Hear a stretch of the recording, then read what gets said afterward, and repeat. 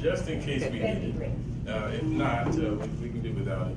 But definitely, I didn't get a chance to introduce myself. Jeffrey Miller, Senior Director of Student Development and Choice for Garland ISD. Hi, and I'm Stevie Benavides, Counseling Consultant with Region 10 Education Service Center. So we're glad that you're able to join us, but we also have some wonderful panelists that are here to share their knowledge and expertise, and we'd like for them to introduce themselves. Karen Sauce, Behavior Consultant from Region 10. Good morning, I'm Rhonda Vincent I'm the Director of Educational Training from Momentous Institute. Good morning, I'm Beatrice Martinez, the School Principal at Classical Center at Vile in Garland, USA. Good morning, my name is Kimberly Mans, and I work for an organization called Commit, which is an education nonprofit, and I lead an initiative called Early Matters Dallas, which is working to improve third grade reading scores for kids across Dallas County. Hi, my name is Kevin Kerr. I'm with Dallas ISD. I'm the manager over social emotional learning. Good morning, I'm Tara Bollinger, founder and director of Inspire School Programs. We are a social and emotional learning curriculum and program that goes into schools in this state and a couple of other states too. Good morning again, I'm Keisha Ford. I am the social worker for the ACE schools here in Garland ISD. So definitely, as they pass the mic down, we definitely have several questions. We're going to try to get to as many of the questions as possible. And panelists, just so you know, if you have some questions there for you, if you'd like to take some notes. But we're going to kind of share the mic and answer the questions. Ask the questions. Okay, as you can see, we have a wide perspective here. I think that everybody's perspective is really going to help hone in onto what SEL really is. What I have found is that there continues to be a huge misconception, and different districts and programs are interpreting it very, very differently. So the first question for the panel is to define social emotional learning and describe your role in supporting that critical topic.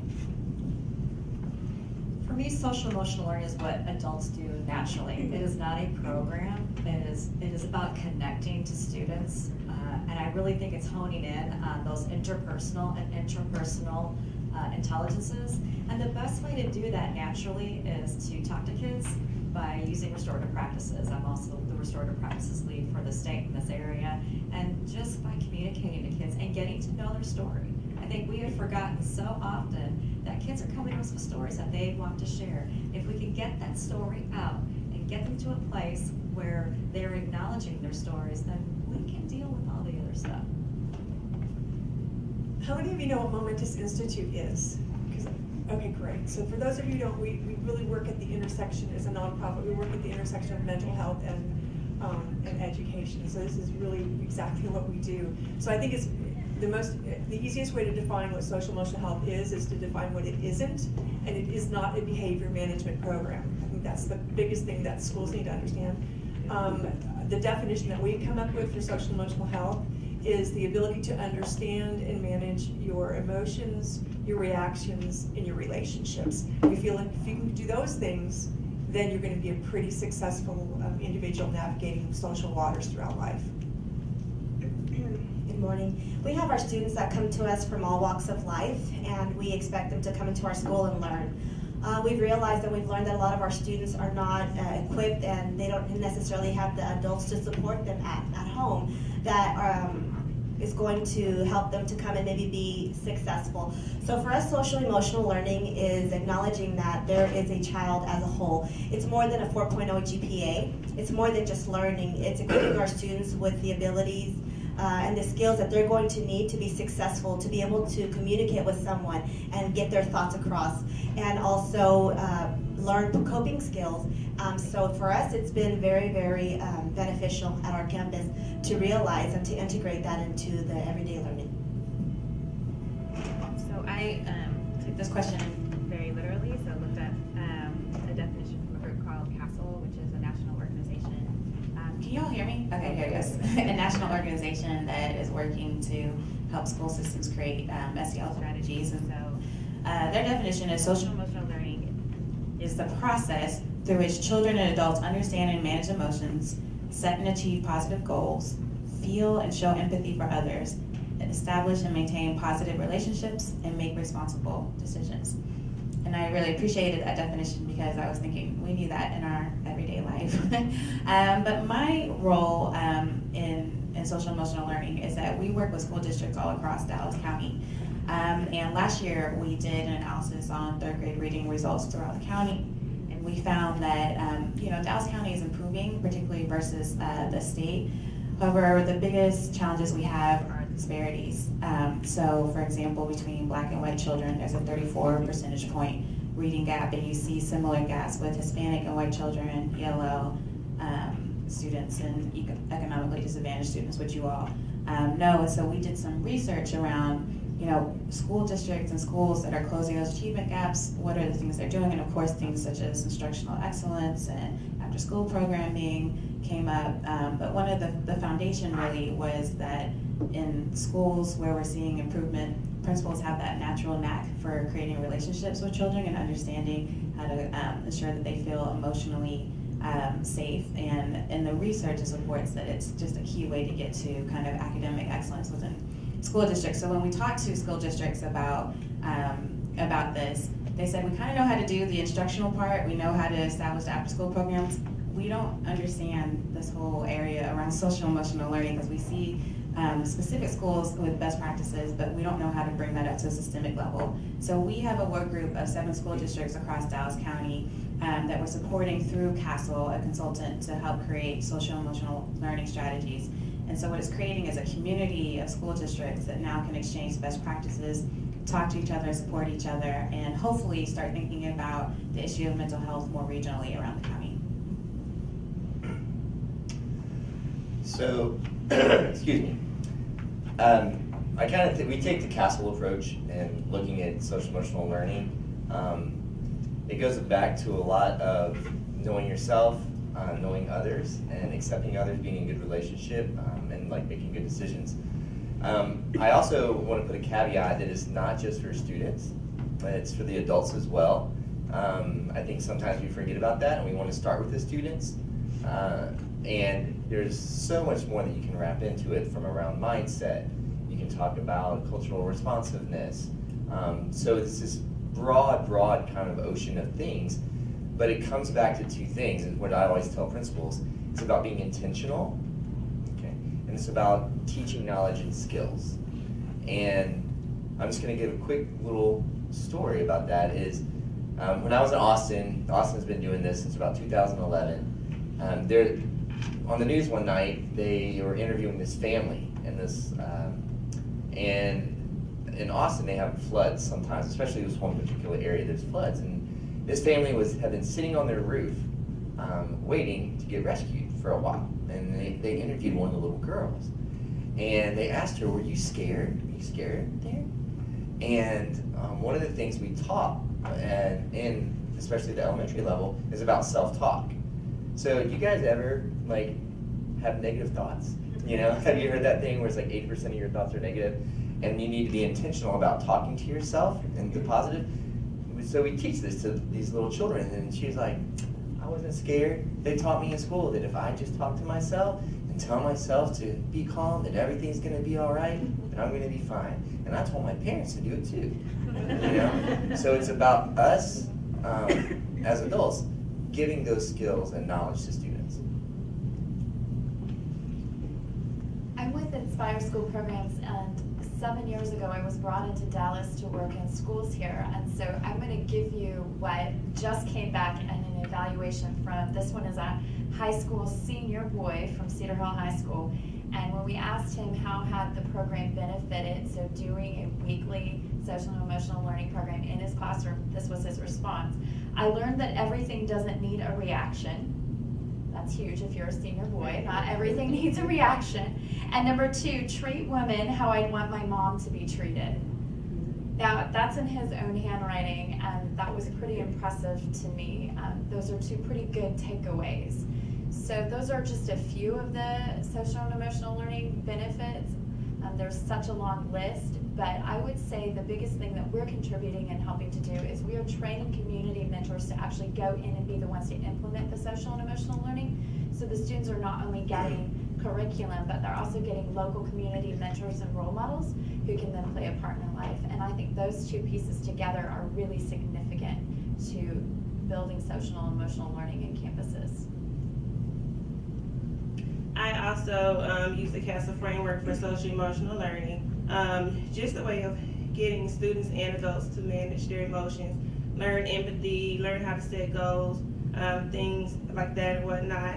I began my career in Fort Worth ISD, and they centered around trust-based. But I did like to dabble in social emotional with the permission of my admin team. Coming from Fort Worth ISD, the students, my middle school students, love them. We're bunching on the second grade, third grade level. When you meet them the first day of school, they walk into school and you hold your hand out, good morning, how are you? And they're looking at you like, what are you doing? Like, why are you touching me? And just implementing SEL with those students and teaching them how to cope and teaching them how to, just build relationships. By the end of the school year, seeing them come up to you and say, good morning, Mrs. Ford, how are you? Or being our ambassador for the school and greeting the administration team and superintendents as they come over to the schools, showed me how powerful SEL is. So fast forward when I get to Garland ISD and saw that we had SEL as a pilot for ACE, I was tremendously excited because I was already bought in. And seeing all the staff and all the teachers bought in as well, it just helped role model for the kids the correct way to be social emotional learning. And our kids have just tremendously, they've just risen. We've already exceeded all of our STAR goals and our STAR scores that they projected that would take all year for us to do. They're already there because SEL builds confidence. It builds, it just makes them stronger as a complete child. And once you focus on the complete child, then academics are sure to score.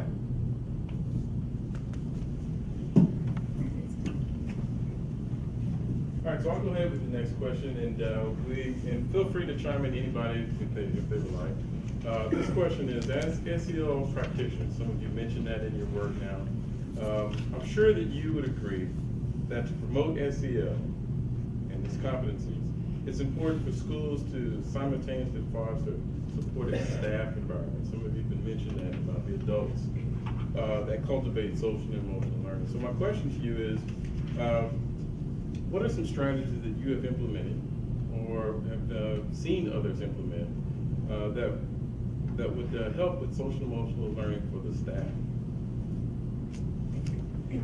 I think this is a really great topic and one that has really hit home for us at Region 10. We have developed something called a trauma summit, and it's been one of the most requested workshops because how many of you know ACEs out there?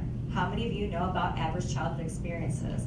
When we start talking about average childhood experiences and how that affects our body, how that affects our health, and how it affects our own self-regulation as adults, I think that is the first thing that we start doing. So being a trauma-informed care campus, I think is really a great start because I think we are losing many of our teachers, not from burnout, but I think we're losing a lot of teachers from vicarious trauma. And talking about the effects of vicarious trauma, that emotional residue that our teachers are getting every single day by hearing the stories. As an educator, as an English teacher, I never was told how to handle my kids who were telling me that they had been molested, that they had been raped, that they were trafficked trying to get here to the country, and I was just supposed to go home and deal with it. So I think it really starts with the adults having their own understanding of how are they relating to the kids, how are they dealing with that emotional residue, and then teaching our teachers and our educators to have a self-care plan. We are neglecting that part of the educational process in teaching teachers as well and those educational programs. So I think it's really a culmination of being trauma-informed and how are we regulating ourselves and making sure that those invisible backpacks that we wear as an adult are not brought into the classroom. Yeah, I'm really glad you mentioned trauma because I don't think you can talk about this for very long without bringing that into the room. So one of my jobs is to do lots of training. We have a little group that does training, and what I hear all the time are principals saying, we really need you to fix the kids. And the truth is you have to work with the adults first. And what we realize is there are a lot of adults who have their own trauma and their own baggage, and they haven't worked through that. And then they bump up against kids who have really high needs. And so you have a kid with a teacher with a skill set here for dealing with, all kinds of the demonstration of trauma or the presentation of trauma. So that their skill set is here, and then you've got a need of a kid that's right here, and that differential between the skill set and the need feels horrible for a teacher. And that's when you get teachers who will do things they never intended to do, say things that really don't align with their personalities. They quit, they give up, they blame everybody. It's bad kids, it's bad parents, it's bad administrators, it's bad curriculum, just everything kind of goes south. So I think it's really smart to start with the adults. I think though the large majority of my career has been in higher ed, and so I think part of the issue that we're not dealing with is how is this in the teacher prep programs, because I can tell you it's not, and that's a huge miss for us. So I like the work that John Gasco is doing right now at UNT Dallas, which is the Emerging Teacher Institute, really working on developing a practice of mindfulness in teachers so that they can deal with their own stress. I think that's hugely important. But when part of my work is working at different schools and partnering with schools who want to have a social emotional health initiative. And by the way, we're really intentional about calling it health and not learning, because one of the things is we know this is part of being a human being. This is part of your health, like your dental health, right? You have to have social emotional health. And we don't want teachers to feel like this is just an add-on. This is something about being human. But when we partner with schools, what we do is we work with the administrative team for about 6 months before we start working with the teachers, because we want the principals to change their practice so that the teachers that are working for them feel heard, feel felt, feel safe. If you talk to faculties by themselves without administrators, and I've done this many times, what they'll come up with is 3 or 4 common complaints. And the first complaint is, we have no power. We can't make decisions about how many copies we can make. We can't make decisions about anything with the schedule. They have no voice, which feels bad, obviously. And then the other thing we'll talk about is there's no communication. There's not enough communication, or it's not timely, or it's it's not too directional. And then the last thing they talk about a lot is parental involvement. There's no parental involvement. And when you really unpack with teachers, what do you mean by parental involvement? They come up with things like, well, we want them to come and make copies, and we want them to come in, do carpool, whatever that thing is. Yeah, you know what I'm talking about.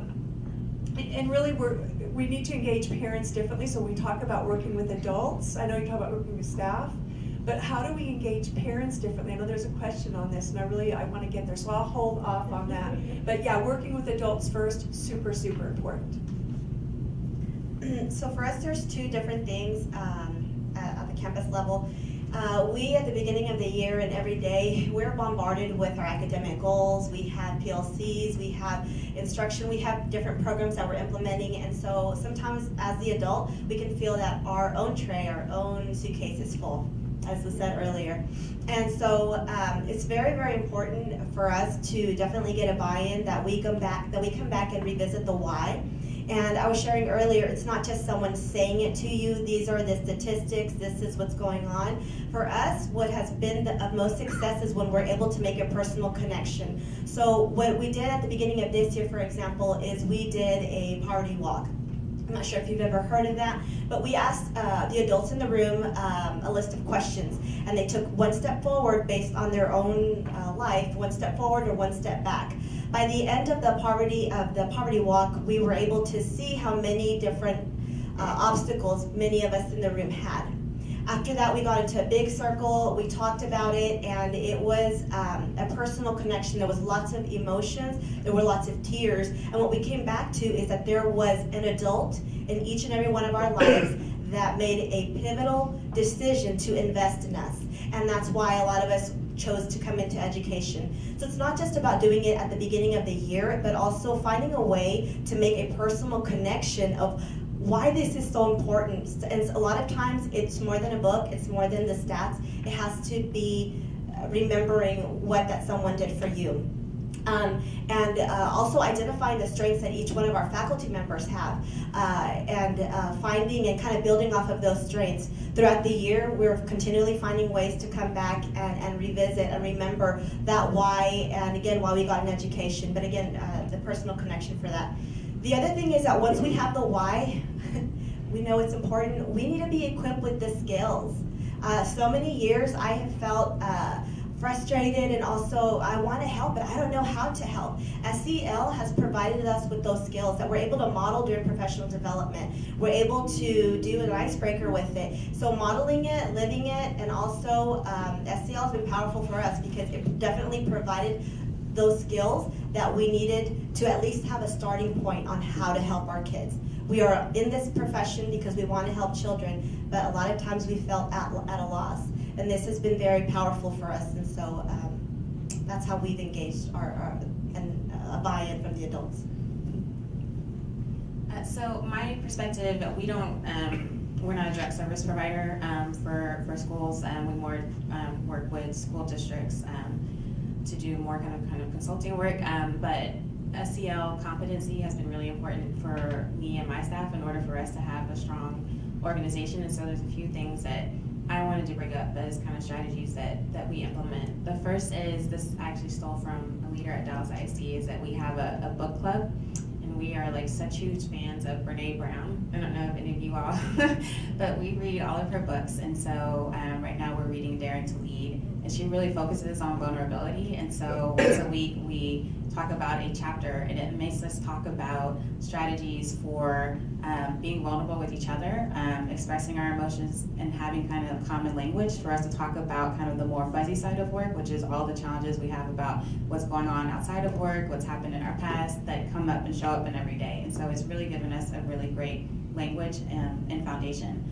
The second thing is that we have done assessments of our personality and actually had somebody kind of facilitate what that means. And so our brains just are wired very differently as a staff, and it's what makes our team strong, but it also can create challenges if we don't understand each other. And so, for example, I'm a very out-of-the-box thinker. Like, I don't really like rules. My staff very much loves rules, loves structures, and so honestly, like, sometimes, like, if I didn't know that about them, there's things that I could do and say on a whim that could almost trigger trauma that some folks in my staff have because they are so, you know, like, structure is so important. So I have to be very aware of what my strengths are and also what their strengths are, but where they may kind of bump up against each other. And the third thing is, during our check-ins, our one-on-ones, every week we have a space within our check-ins to check in. And so to say, what happened this last week that was challenging for you? What did you think was a success? And we do it kind of back and forth to give each other feedback. And so I think having that constant way of communicating those challenges, a lot of things that come up tend to be on the social emotional side that we can deal with on a weekly basis versus waiting to the end of the quarter to say, this is where we felt like there were challenges, and working on a relationship then. It creates an open dialogue every week for us to have discussion. So We work about 120 of the 230 schools in Austin. I used to be in Austin, sorry, I miss it, in Dallas. And we really talk about that first year, just spending that with the adults and getting them comfortable, because you guys know there's two things. There's one is like, you know what, like, I'm not hired to teach these things, I'm hired to teach math, I'm hired to teach science. Heard that. I'm like, you're hired to teach kids, right? And the second thing is, oh, this will go away. I remember when we had that initiative, and it eventually went away, so I'm just gonna wait it out and not do it, right? So what we talk about is building, I think they're getting in their head, that sounds bad, but like the knowledge and the heart, right? You gotta get their head and their heart into it. So providing them research, providing them data, that's gonna win some people over, right? Other people need to feel connected. So we always say, whatever practices you want to start with, you need to model that. So we don't go full-on restorative practices because that's just a deeper thing, but the SEL component of that we call it community circles. And we actually call it community meetings because we don't want people to be like, I can't make a circle, I'm in a science classroom. So we say, okay, it's a community meeting. But we want you as an administrator to practice that. So I had an assistant principal, that's what he did. Whenever he met with his PLC, he would put them in a circle, and that's how they would do it. And they got used to being in a circle, right? School wants to roll out respect agreements. What do? They do a respect agreement with all their staff.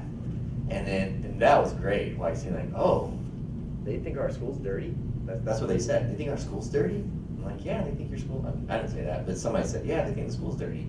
But it's just going around that awareness. And when the adults get to, kind of goes back to that voice, right? When they start getting that voice and they start getting that community and building that relationships, it takes a little time, but like they say, oh, okay, I see how this is beneficial, okay, and I can do this with my students.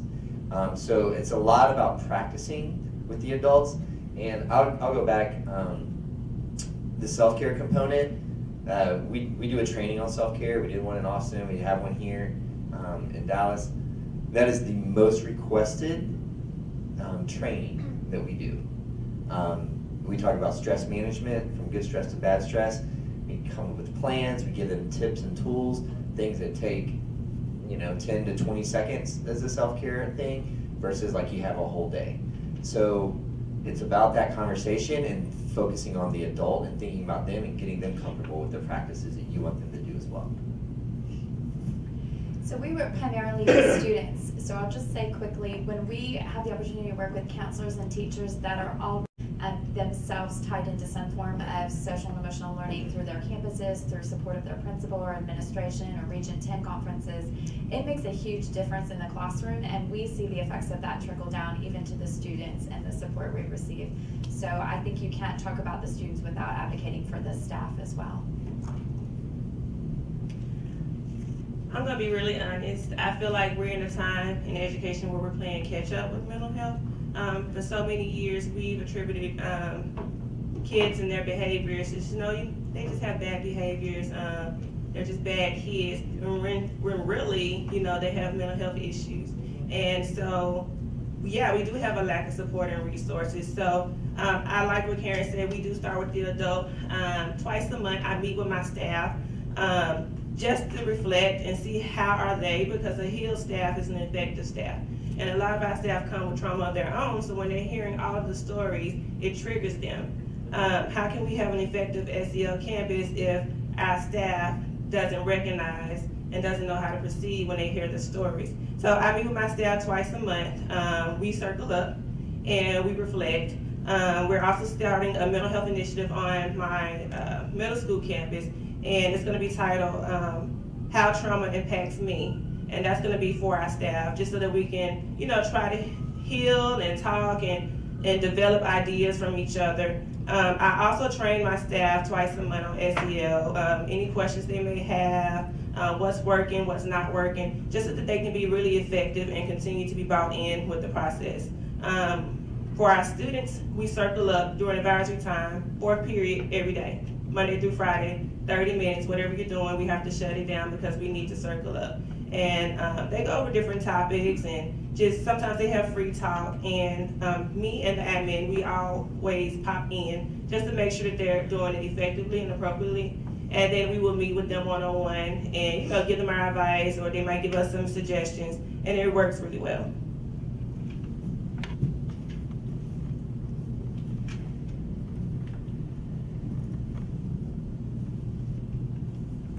My voice doesn't carry as well, so I'm going to use the mic. At the Regional Service Center, we hold kind of curriculum meetings. We oversee and support 147 school districts. So I get the perspective from a lot of different people in the room. And so earlier this year, I had the opportunity to address the curriculum directors about this very component, SEL.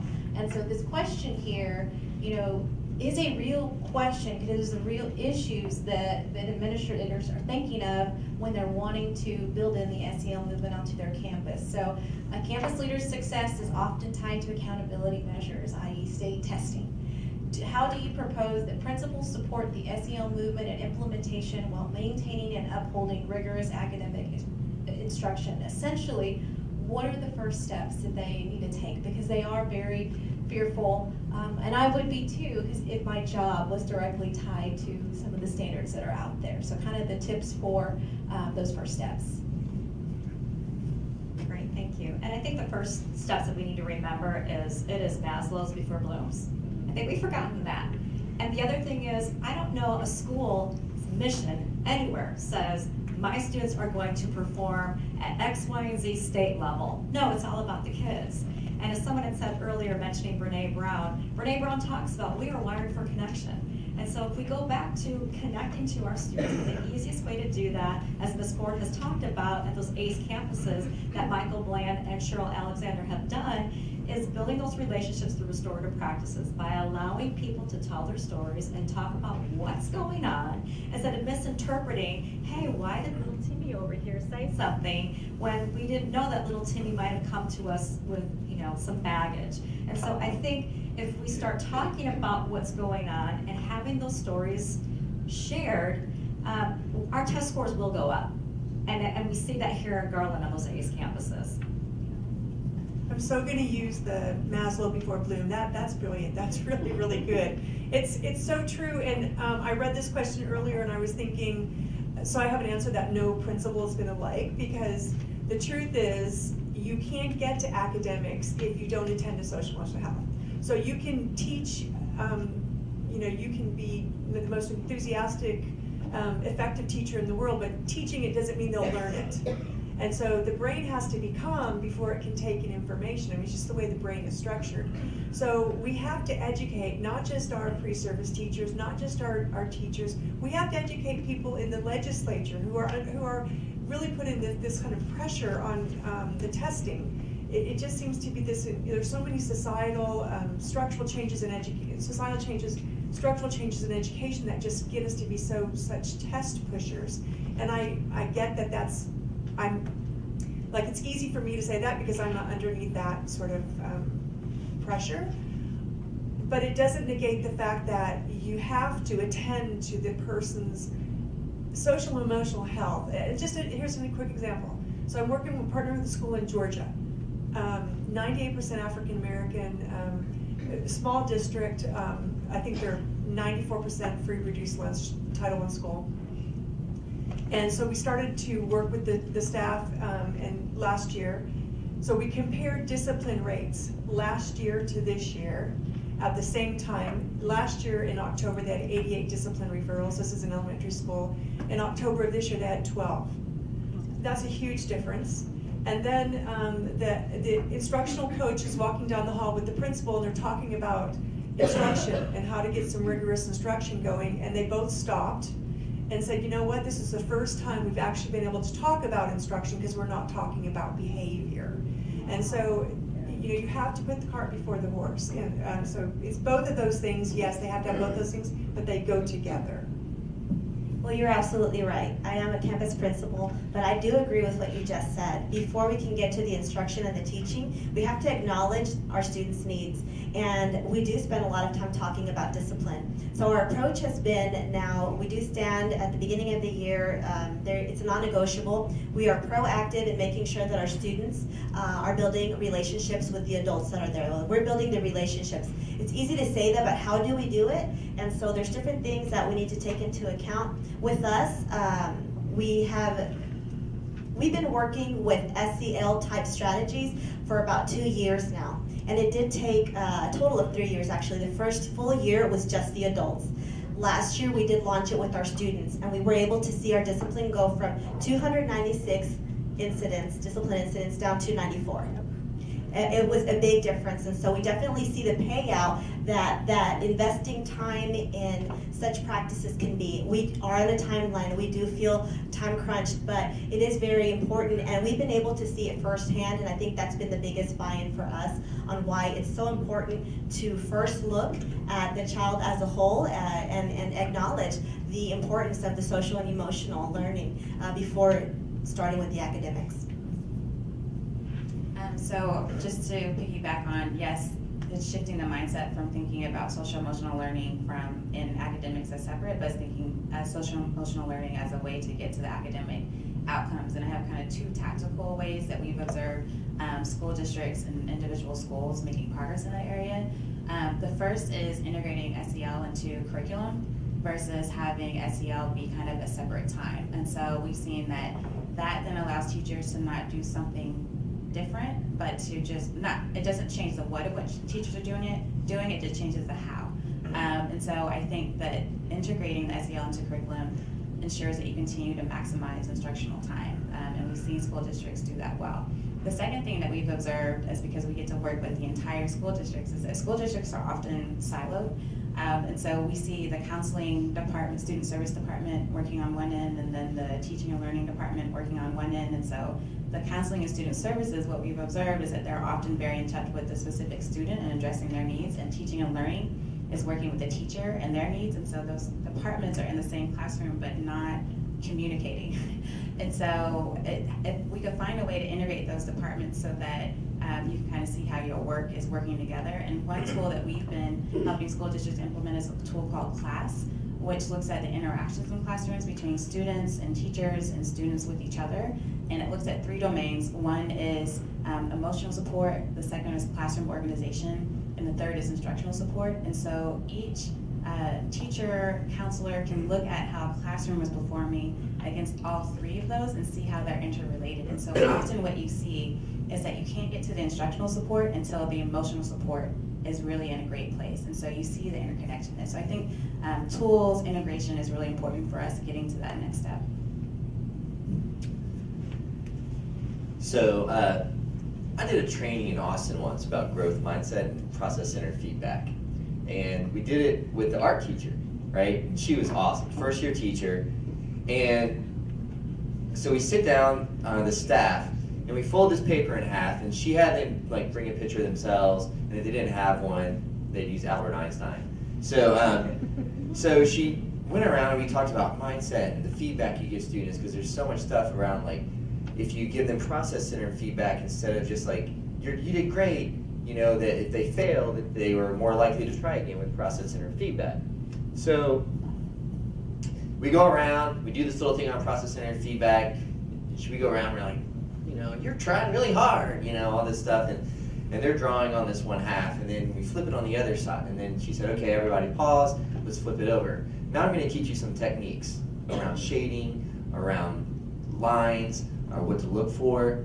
So she gave them instruction. So at the end of the day, there was the process-centered feedback and the second time, and the instruction component around it, around techniques.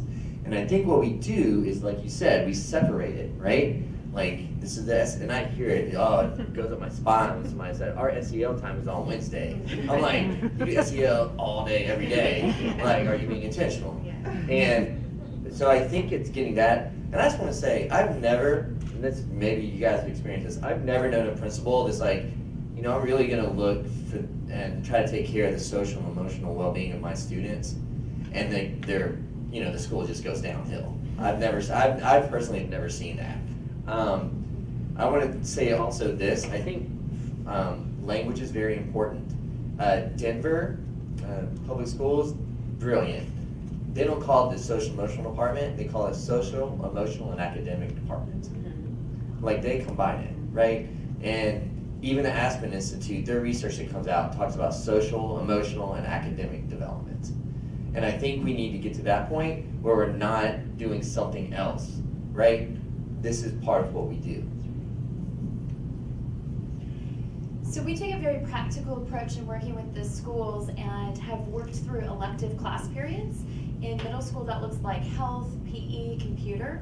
Most of those teachers are actually very excited to be part of a program like this or to work with it and to arrange their schedules. In high school, that looks like all different kinds of electives, but we've also found a lot of success working through world language. How that corresponds is we've actually had great world language departments. We work in world language in South Oak Cliff and in Duncanville, and they actually take some of the SEL things that we're doing and they integrate it into their world language departments as well. So whether that's through some dialogues, word translations, some questions based off things we've talked about in the classroom, they're using that then as a platform for also integrating. And so we've seen that across all kinds of different electives, and that has been a really great balance of getting that ability to be in the classroom with the students, see a large number of students, but then also be a part of the teachers as well, and working weekly with them and letting them have some strategies of implementing when we're not there. And so that's been very effective for us. I have some amazing principals, Mr. Bland, Mrs. Alexander, all of our assistant principals. I mean, they're truly amazing because they understand that you have to tend to the complete child and not just the academic side of it. You have to close that gap between home environment and school environment. How are we going to expect them to be successful on state testing if they're going home every night with no water, no lights, no food? So they understand that. We brought back the home visits, and we build relationship with our kids. Our middle school last year was known for fights. They were known for half the school being in alternative schools. So how can they learn if they're not inside of the classroom? Simply by building relationships and knowing that we care and trusting us, building that trust with the staff. A lot of our students are in the classrooms now, and they're learning now, and their scores are up now. So basically they just understand that you have to build relationships, and you just have to keep that connection and trust with your students. Awesome. So I definitely want to ask a slightly different question, because we have a wide variety of audience members here from different spaces. And so one of the things that's near and dear to all of our hearts, I'm sure, is about partnerships. So I'm curious about some of the different connections that you've made along the way to create meaningful partnerships and opportunities for two-way communications to invite families in. Because as you mentioned before, several of you mentioned about the role of families with SEL, but really helping the family take on ownership and part of this work, so that, of course, it's not just the teacher, the principal, it's a large part of it is with the family. So what are some of the things you've done to create those partnerships? Great, thank you very much. And there's something that Texas as a state is really trying to work on with multi-tiered systems of support. It's called Interconnected Systems Framework, ISF. If you were to download it, I think it's like a 134-page PDF, but it's bringing in those outside agencies onto the campus. We have to start realizing that our schools have to become the de facto of mental health providers. And so if we can bring these outside agencies in onto our campus and have the parents, and that we have an MOU, the parents sign off that yes, the student is going to get treatment for stress, the student is going to get treatment for through hospice because there's been a death in the family, and then allow those parents the opportunity to get those supports too. As a former administrator, I would be able to tell the parent, yes, I need to get you to, your child needs to go to MetroCare. I get bus fare from MetroCare, I get the appointment from MetroCare, but I could not get mom to take the kid to MetroCare, for whatever reason it was. But if I could get MetroCare to come to my campus, then we could start helping the child, thus helping the parent as well. So that interconnected systems framework is a great model to use. Other states have been using it. Texas is ready. We're just wanting to build those bridges with having those partners here within several of the districts. So I want to talk about partners that are most important to kids, and that's parents. I think at Momentous we have a lab school, and one of the things that we study is how do you successfully work with parents. And what we've learned over time is that you have to flip the way you work with parents so that parents feel empowered. There is this fear-based, if you think about testing, the district is afraid, and the district makes the principals afraid, and they push that down to the teachers. Teacher puts that down to the kids. Everything is fear-based, not everything, but it just seems like there's a lot of fear going on in schools. We have to take that out. One of the populations that feels most fear are parents. Not only are they afraid that their kids are not going to be successful, they're also afraid to go into schools where they're going to, feel beat down.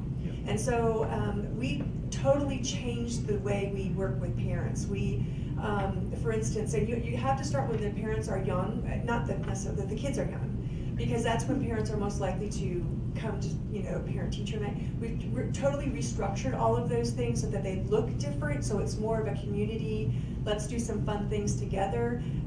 We ask our parents to start the parent-teacher conference. We have it with rather than a teacher sort of getting off a litany of here's where your kid is, here's where he's strong, here's where he's weak. It's more about tell me about your child, what do you do with your child at home, really flipping that script. We make sure that we don't have parents ever come to work for us. We don't want them making copies, that kind of stuff. What we know is that the kids that we're working with who their greatest risk factor is poverty, these are the very kids who need parents to advocate for them, but they're also the least prepared to advocate. So we ask for their voices. What is it that you want to learn about? What is it that you want to do? And what's interesting is in our lab school, we have a parent center, and what they want to do is what's interesting to them. It has nothing to do with academics. They want to learn how to cut out coupons. We had a mom teach other moms how to cut hair. They've done art, they've done yoga, all kinds of things, and they do it amongst themselves. So here's what the research shows. It's not the homeschool connection that's really powerful. It is the between family connection that's super powerful, and also the within family. So we focus on partnering with parents in ways that connect them with their neighbors, because all these kids are growing up together, and also how do you communicate within the home. So those are just a couple things that we do, but just basically flipping the script. So for instance, at our school, you would not hear a teacher getting all excited and saying to a kid, if you don't straighten up, I'm calling your mom. What you would hear is, you seem to be really having a hard morning. Would it help to talk to mom? Totally different language. And that's one of the things I was thinking about when you were talking down there about how you work with adults. Teachers don't have the language for social emotional health or social emotional learning. It's not a hard sell, it's how do we do it. Yep. So that's why I think that modeling piece is super important, so you can model the language to the teacher so that they can use it with the kids, and you're absolutely right, the kids take it home to their parents. So at our school, we do want our parents to be involved, but we've realized that, yes, making copies, popping popcorn, and selling for PTA is not necessarily the best way to get our families to support our children and their learning so that they can be successful. So one of the things that we've done is we do have family events where we promote health and so on, but we've also, every year we make it a point to invite our parents to come to school, and it's Bring Your Parent to School Day.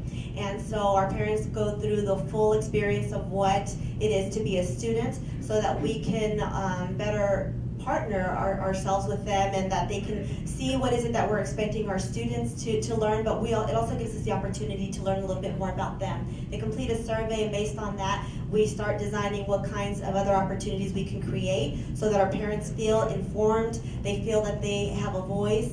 By spring semester, our children are also the ones that are leading the spring conference.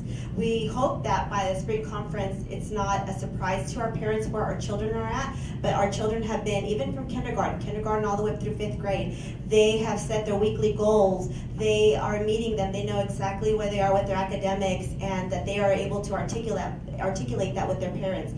When parents come to us, we also ask them a question: what is it that you would like for us to talk about during the conference, so that we can make sure that we can address that, and that they feel that the time that they spend with us is also purposeful. We're always looking for ways to learn, so I'm really glad I'm hearing some of the different things. I'm jotting notes. I want your cards after we leave.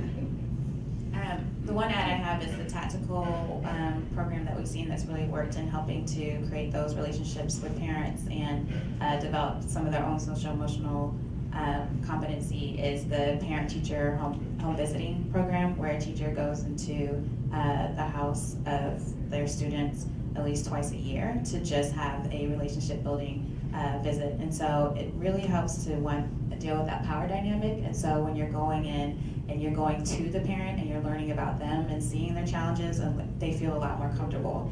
And so it just gives more context for a foundation and a relationship. And so what you see is an increase in attendance, an increase in parents actually coming to the school and wanting to be involved. Right now it's in Dallas ISD and Dallas County, but they're looking to expand across the county. So if that's something your school district is interested in, I'd be happy to give you more information. And right now they actually have a grant to expand for free across the county. So let me know if you're interested. Free money's always good. So I was in Sacramento visiting a high school, and they had an amazing parent university, like just tons of parents. Same kind of thing that Rhonda's talking about, parents teaching parents how to sew, how to change oil in a car, whatever. And we were like, wow, this is amazing how this happened.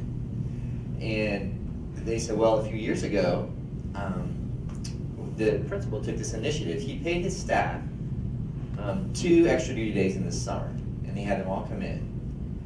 And I think this is what I tell principals all the time. I was like, we're always asking parents, come to the school, right? Come to us. We got some stuff for you. Come to us. We have food. We got pizza or whatever. He paid all their staff, and they divided them up, and 2 of them went out and they did home visits to every single freshman that was going to come. And then all they did was they went there and they said, hi, we're from such and such high school. We hear that your son or your daughter is coming next year. What would you like us to know about your kid? And they said, and then they took notes, and they said, thank you so much. And they said, what can we do is there anything that we can do for you? And some said yes, some said no, whatever. And they said, thank you so much. We're so excited. Also, we have this parent night, like in the first week of school. We would love to see you there.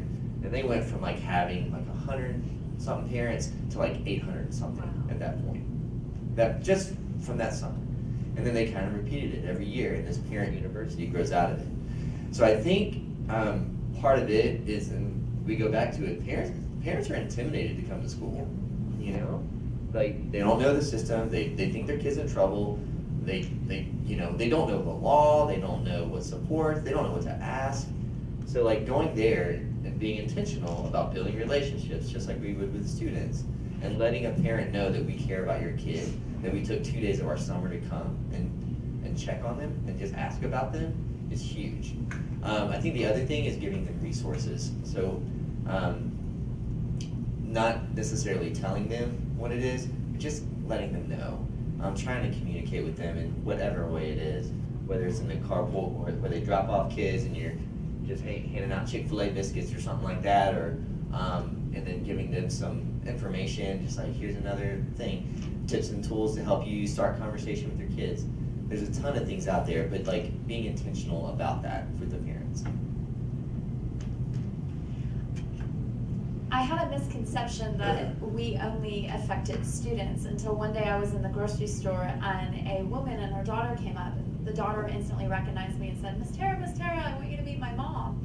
And so of course graciously met the mom, and the mom in the middle of the produce department begins to cry and say, thank you so much for what you're teaching my daughter. She's been coming home each week and telling me what you talk about in class, and we've been learning these things together. And it was only at that point that I realized the impact of parental support and involvement and how we could indirectly and then directly affect that. And so it has been with some schools that we've had the blessing to connect with parents, and in those schools I think we've had higher success. And that's obviously something that's open to us only by the school, but I would encourage any schools, if you have programs connecting them to parents. In my experience, it's actually been a huge benefit to our students by allowing us to have some parental connection. I agree with Mr. Kerr. It's really important to build relationships with the parents. I have kind of a unique position with the school district as an in-house social worker. I have time on my hands sometimes. So I like to call the parents a lot and, just give them positive updates on their children. They're so used to in the past, every time they get a phone call from the school, they ignore it because they're afraid of what they might hear. But 90% of my phone calls are encouraging and are positive feedbacks on what their kid did for that day. I'm proud to say that most of the staff and I, we know most of our parents and their last names. Twice a semester, I say we have chat and chew night. That's parent night, and we do it by grade level because we want more of an intimate connection. So we might do kindergarten, first, second, third, just so it won't be overwhelming a lot. And yes, we do feed them food. Garland is blessed. We have a tight-knit community. We are sponsored by churches, Golden Corrals, so they love to feed our parents. And we have outside partnerships come in. We were just lucky to have Dr. Miller come in and teach our parents what is SEL. And they did provide us feedback and say, well, no wonder my daughter's coming home sounding different or using different language. It's because we're instilling it in school for them. And so we just have different topics that they can learn each parent night, and then we allow about 30 minutes just so that they can vent, or that they can compliment, or that they can voice concerns. And our principal is there as long as she needs to be, or he needs to be, and he just answers questions from parents. So it's all about building relationships with the parents, because once the parents are bought in, the students are gonna buy in. Okay, our last question is about kind of the next steps as we think about, In the room right now, we've got a big representation of community colleges, universities present. So the next big step is, okay, we've got it kind of going and flowing down at the secondary level. As students transition from high school into post-secondary, whether it's college, career, or military fields, what advice or recommendations do you propose for these organizations to provide in an effort to support young adults and their social-emotional needs? And I've been blessed to have a husband who works right down the street at Richland Collegiate High School. It's one of the highest performing charters in this area of the state. And partnering with Richland College, many of the faculty there are always asking, what can we do to help support the students? And I think the first thing is understanding the teenage brain and understanding what is going on inside that brain. So when a kid says, or when a professor goes, give me that phone, and the kid goes, no. Well, what am I gonna do?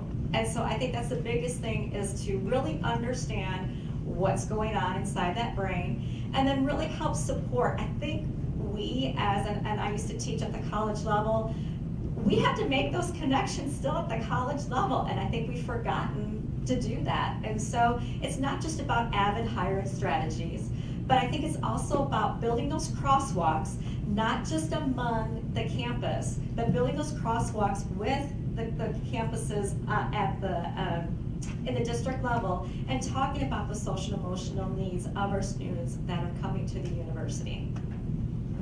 Yeah, I think one of the biggest things you can do is to not make assumptions that because somebody has an adult body, they have an adult brain, and that their social emotional health is and boys mature later than girls, but anyway. But in any case, making that assumption is really a dangerous thing, and so I think two big things that can be done would be a serious mentoring program where you keep the same mentor for several years. I think that's really important to help kids navigate as they go and have that one touch point that is consistent. I think the other thing is to integrate the social emotional health component into their onboarding. So whether they're onboarding at university, they're onboarding in the military, they're onboarding at a career, that we're reaching those populations so that they put that as part of their onboarding. So, I've got a son who's 22, just taking his first job in a factory in Oklahoma City, and he was talking about how daggone frustrating it is when he's trying to put this thing together and the threads aren't working and blah, blah, blah. So we had a conversation about, so what do you do when you're frustrated like that? It's that kind of thing. How do you use those skills in this position, and how will they help you to succeed? I agree with what you just said, providing those real world opportunities so that the students, our children, can see how that this connects, how this is going to be effective and productive in their everyday practices. So to me, I would wonder if we could create a partnership with our colleges and with our community, so that students are allowed the opportunity to actually put these into place in the real world. And so maybe even taking some of the students that have been very successful to mentor some of our younger students and to teach them. Providing students with those leadership opportunities is very powerful. I mean, just as 2 weeks ago, we had a group of students that were able to help us present professional development at the Urban Convention Center, all about what they're doing at the school and how successful they have been when it comes to leadership, and also with some of the strategies that have been able to help them.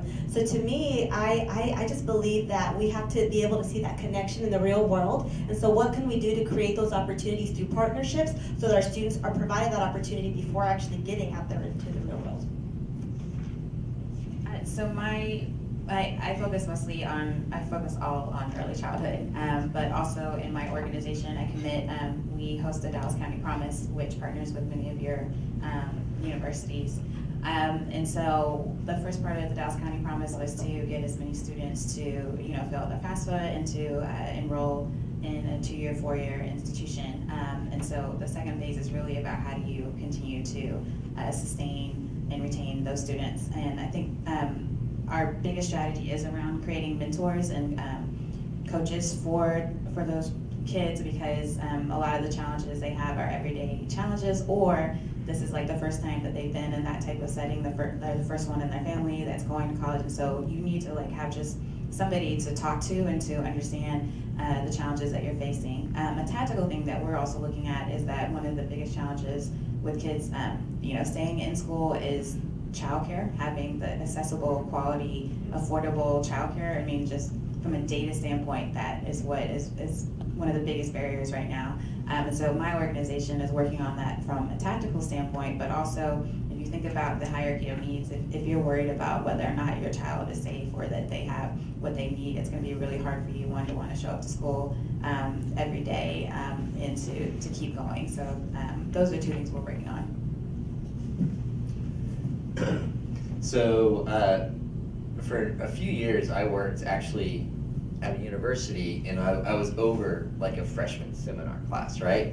And I've also worked in trade schools where I ran trade schools, and I must say 18 to 60-year-olds, they also need SEL, right?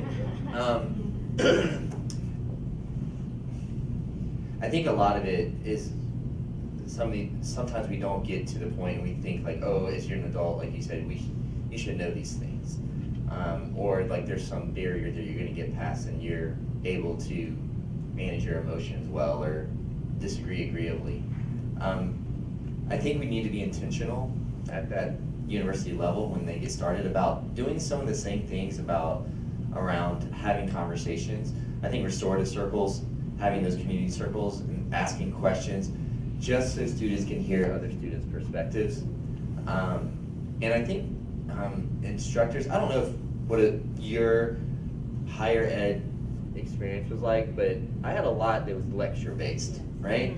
And it's really hard to get away from that because that's a very controlled, I control the knowledge, I control the environment. I think it's when we can get out there to get some more conversations going around students. So providing instructors and professors with different things where they have students moving, they have students talking. So a lot of the same things that we try to do at the high school level. I think that can really help the environment. And when I would ever try to sell SEL, you like that? When I would try to sell it to high schools, what does Forbes say the top skills that they look for? What are the top skills that companies look for when they hire somebody? Communication, collaboration, right? They look for everything that we teach through social emotional learning. Those are the main things. That usually the other one that creeps in is reading. They want them to be able to read, which is obvious. But everything else is social emotional learning. So I ask, what are we doing to intentionally teach that to our students? One of the things that I'm a big proponent of just saying over my students all the time is, okay, when you graduate, remember these things and come back and help us, and building some legacy. And now that's starting to happen. This year I have 2 mentors that are in college that have come back and are working in the middle school. And so I think that's really one of the things that as we're teaching this is not just, this isn't just for you, but this is for you. If you've been impacted by a mentor, you've been impacted by somebody, go forth in your life and do this, whether that's back in a school and then colleges creating opportunities for students to come back. I love interns. Best thing ever to have interns come. They are so effective, especially with middle schoolers. They're cool, they're awesome. But I have learned that part of my job is not just the students in the classroom, but it's my interns. Because they are at such a pivotal age, and so they're kind of relearning these things from a different perspective now that they're in college and they're thinking about careers and jobs and all of those things. They're at a different level of learning SEL themselves, and so it's been good because they've not only been able to give back, but they're learning a whole nother level of this as well. So it's a win-win for all of us. I have a student who started with me in 7th grade. She's been in the mentoring program each year, and now she's a senior. And she said, Miss Tara, for my senior year, will you let me speak to the 700 to 800 girls that are in the program when you get them all together for a field trip? Can I speak to them and tell them about what I've learned and about confidence? And I'm like, something is happening here that's right when you have a student who says, let me be the speaker at the event because I want to share my experience. And I think that's something we really have to encourage with SEL is this isn't just for you, but this is for you to give back. It's so funny that this question was asked because I was just speaking about this with a colleague and we were just out to dinner, we were just rambling. But I feel like the Metroplex, the way that we're turning towards SEL, we're setting the stage and we're setting the platform for students when they become college ready and college students. So I would love, my dream, and it might not come true, but my dream was to have like a SEL suite in like Richland or Eastfield or somewhere where the college students know that they can always come in. And I would love to see that some college students actually work this week with an in-house social worker or in-house counselor so that we can teach them coping skills and so that we can teach them self-awareness and self-management and learning how to build relationships, because while the Metroplex, we're going towards SEL, that's not necessarily happening in other states or other cities. So everyone that comes to the particular college may not know how to cope. They may not know how, to work in a diverse culture on a college campus. And so I feel like if they just have a spot on the university or on the college where they can come and they can be helped in that area, I think it'd be fabulous. All right, that concludes our panel. So would you join me in giving them a round of applause? From the community college perspective, I mentioned that we've done a wellness survey, and we've also done collaboration with UT Southwestern Department of Psychiatry. They're doing some assistance with both working with our faculty counselors to provide community resources as well as working with individual students who self-refer. And then they're going to be referring them to the broader mental health and social service agencies.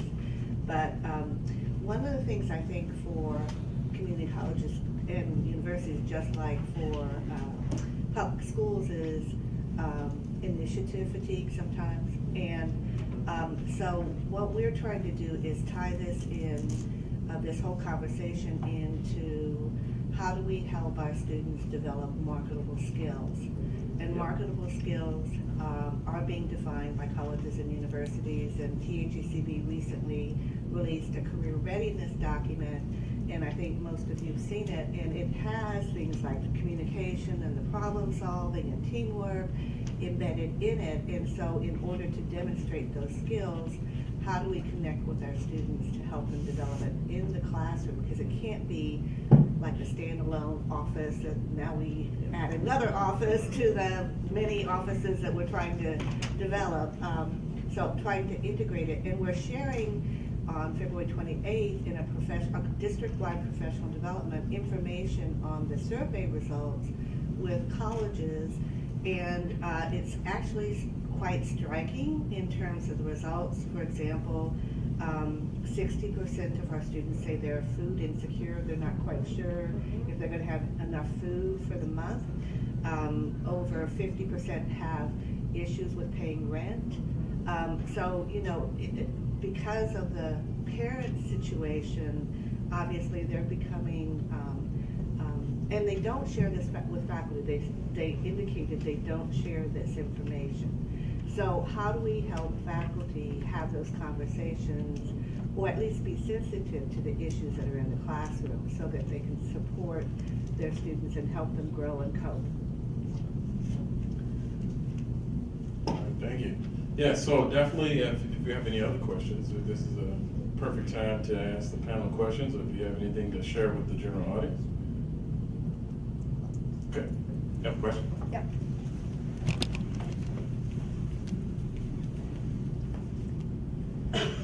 First, thank you all for an incredible amount of information and inspiration. It was fantastic.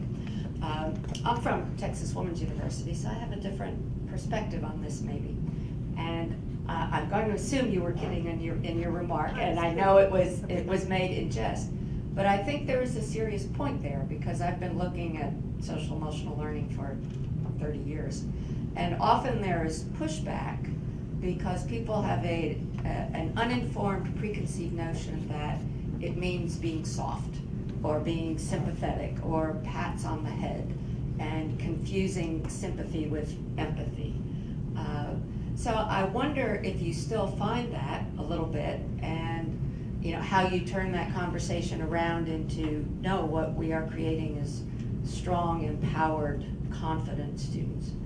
And then a corollary to that is, do you find different responses from male or female teachers when you enter the schools?